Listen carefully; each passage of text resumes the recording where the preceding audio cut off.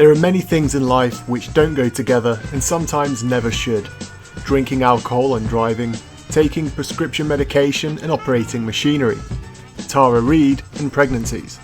But if there's one thing for me personally that should never go together, it's video games and education. If you're a gamer like myself who plays games for escapism, then the thought of combining boredoms of the real world and your gaming time is something you would rather try to avoid.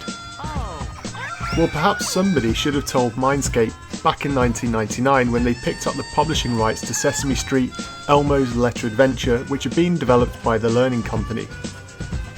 Elmo's Letter Adventure is a game designed to help you with spelling and letter recognition with the help of those lovable bastards of Sesame Street.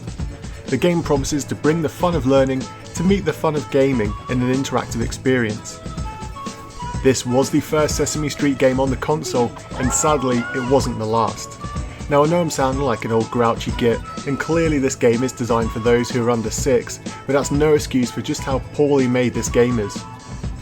You start the game by selecting a difficulty level, which essentially just means you get less chances to fuck up the levels, and then you're whisked straight onto Sesame Street. To be honest, this could have been quite easily a street straight out of Compton. Everything looks so horribly pixelated and murky at best.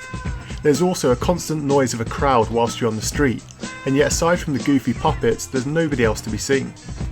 It begs the question, where are all the people? Well, if you try to go anywhere off the sidewalk, you'll realise that you simply can't do that.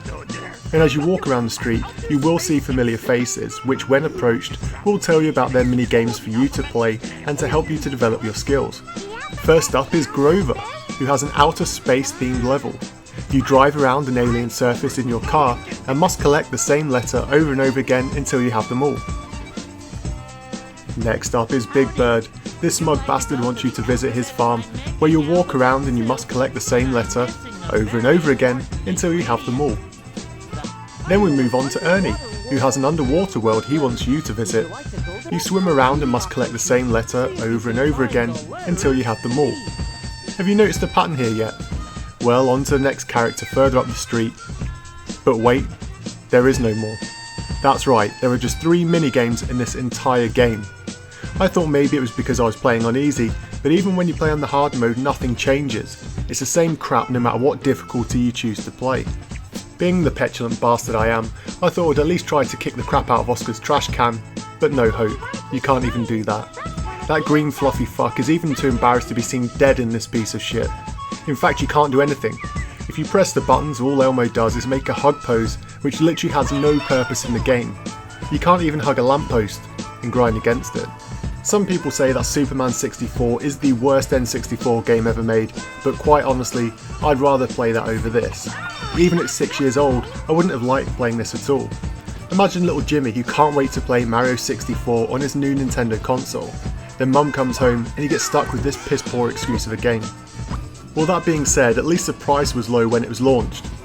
But wait, it wasn't. The recommended retail price on this game was $47.99. Now think about that for a second. There are people somewhere across the world who have paid $47.99 for this game brand new. We talk a lot about games being expensive, but sometimes the good ones really are worth paying for.